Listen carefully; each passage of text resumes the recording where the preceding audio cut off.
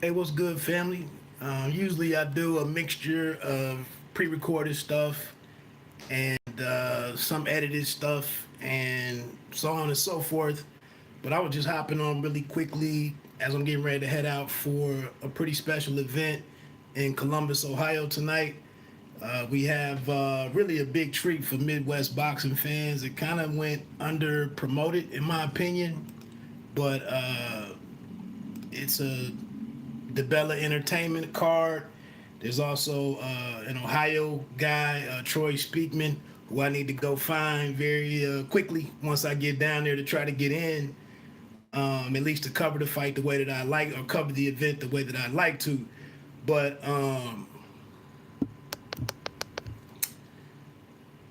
yeah, so it's headlined by Junior Fa, who is a top 10 ranked heavyweight, world ranked top 10 heavyweight. And probably with some of the shakeups in the division, he'll probably be a guy who has a chance to get into a world title fight here, within a couple of fights, based on some of the movement that we see with some of the big time guys. With the top three, as far as Anthony Joshua, Deontay Wilder, and Tyson Fury, with this latest move over to ESPN. So in that headline event, Junior Fa is facing Nufel Owata. I'm not too familiar with the guy, but he's 16-2, which isn't too bad. Junior Fa is 16-0. It's a deep card though. About 13 potential fights. I think they still have two listed as pending approval. Also, some highlights on here. Some fighters to, and that's the good thing about it. It's actually, I think, 3 or 4 heavyweight fights total on this card. Usually, when you go to a club show or a regional show, you might see one heavyweight bout. You might see 2, but very rarely will you see more than that, if any. But also on this card is heavyweight George Arias against Robert Sims. There's also Stephen Shaw versus Donovan Dennis.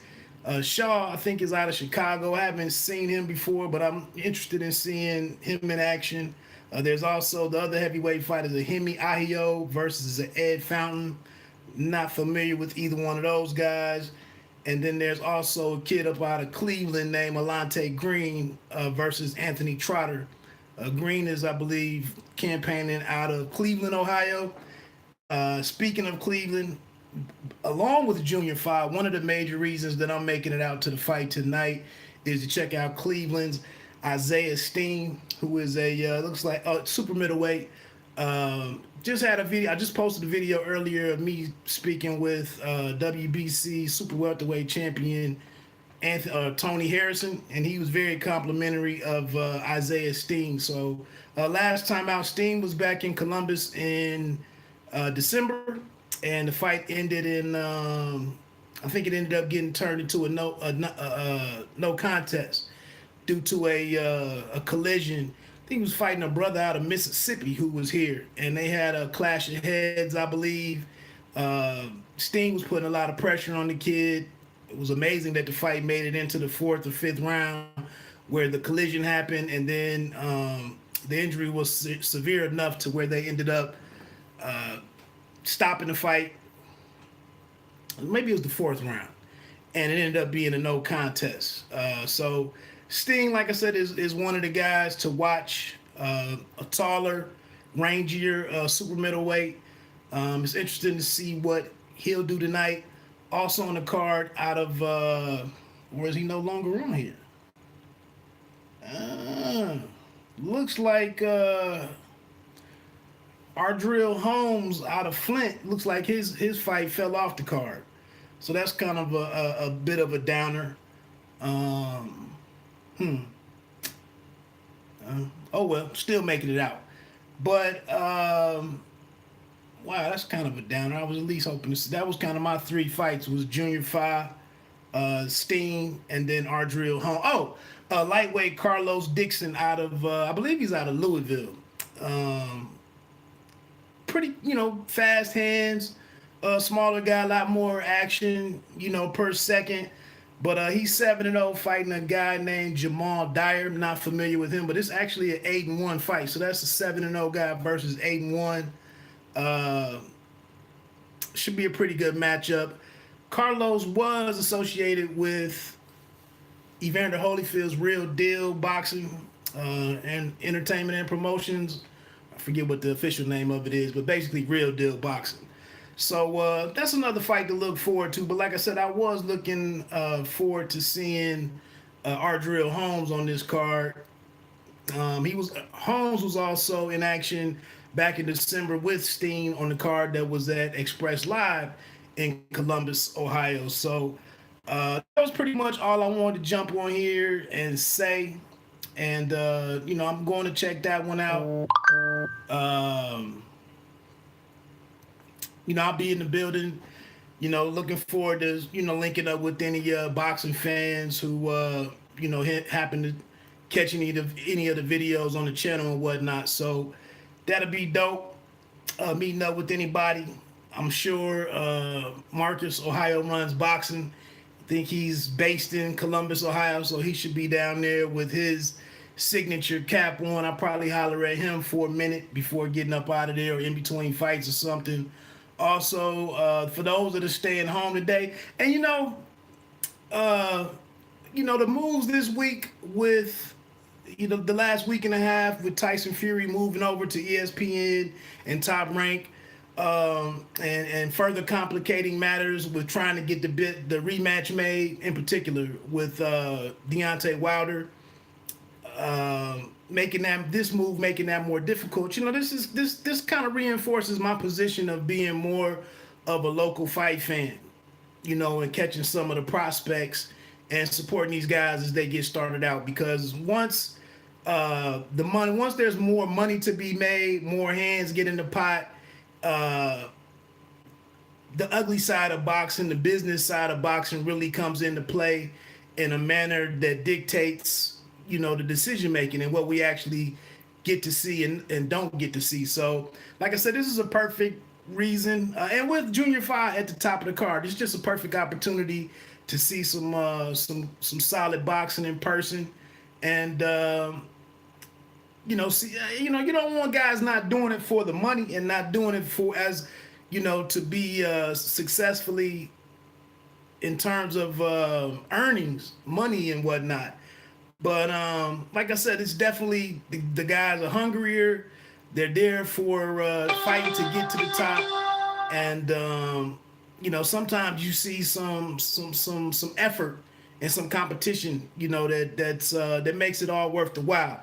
I wasn't successful in selling the fight to too many of my coworkers this week, the last week and a half. To get out and check, and it's mainly a mixed martial arts group that I work with, but I get asked about some boxing from time to time, and I just thought it was a perfect opportunity for some of them to try to to possibly check it out. And with it being a heavyweight, in the main event, this event itself is being ran in conjunction with the Arnold Classic, which has a host of events. They have actually MMA was last night. Tonight is boxing. And I think that's kind of what helped get this fight here, a fight of this magnitude, with somebody like Fa in the main event. So I think that's kind of what was the major driver behind that happening. And lucky for me, you know what I'm saying? So I have a write-up out there tomorrow. I believe there's a way to watch the action on it's either Fight TV or DiBella Entertainment has some kind of live stream platform from either its website or from its social media accounts. I'm sure you can find it either way. What else was I getting ready to say before I get on out of here? That's pretty. Oh, and then just saying, those of you that are staying home tonight, Irish Landy Lara is on Showtime tonight. His return since the Jared Hurd fight against Brian Castano. I really do want to see that, but I can check that out either tomorrow morning at like 9 or 10 a.m. or maybe even I doubt I'm able to catch it tonight, but I see Antonio Russell was on that card, Ledewan, Barthélemy, Richardson, Hitchinson. I think those guys I think are going to be streamed on Showtime's. And Luis Ortiz, I forgot he was back in action. So it is a triple header tonight. I saw the Eduardo Ramirez guy. I think he made weight within the 2-hour extension. Luis Ortiz is fighting Christian Hammer. So it's great action if you're staying at home. And then also, lastly, over on the Zone is the card with Anthony Sims Jr. is my main interest on that one, and I believe it's being shown on the Zone USA on the app. So tons of action for all levels of fans, all types of fans. That Luis Ortiz fight is going to be pretty exciting. For him trying to lure one of the big names to actually face him. So let me get ready to get on out of here, pack up the rest of my gear, and make sure I'm suited up to do what I need to do tonight as far as my own coverage. Like I said, it's a little bit of a blow that Ardreal Holmes won't be fighting tonight out of Flint, Michigan. But I guess something happened there, and that's about it. Please, continue to check out the channel. It's easier if you become a subscriber. I'm over here keeping the class first in boxing, and just getting into more and more analysis of fights and fighters. Of course, check out the Bite Down Boxing podcast that can be found on Left Jab, allnightboxing.com. Check out the Team Left Jab Radio Network. It's like 12 shows on there. I'm sure it's something for everybody. I got a dope show coming up this week. I should have said this at the top because I know everybody's gone at this point. But gonna have some questions, some Q&A on there with Sean Porter, welterweight champion, who fights next week. I believe they're on Fox against and some Q&A with interpretation for your Dennis, you guys. A little opportunity that I had the chance to take advantage of. So that'll be on the next podcast. Maybe a special guest, an entertainer who's a boxing fan that I was able to link up with. I might be able to get him on this week, and we'll see what kind of content I grab tonight at the event. So again, please check out that Tony Harrison video. I put the second part of my discussion with him, who was sending a big shout out to a couple of Ohio prospects, one being Isaiah Steen. So let me get on out of here, man, so I can head down to Columbus. Thanks for checking out the vid. Like I said, please become a subscriber. Hit that like button if you appreciate the presentation. And I'm out. 1.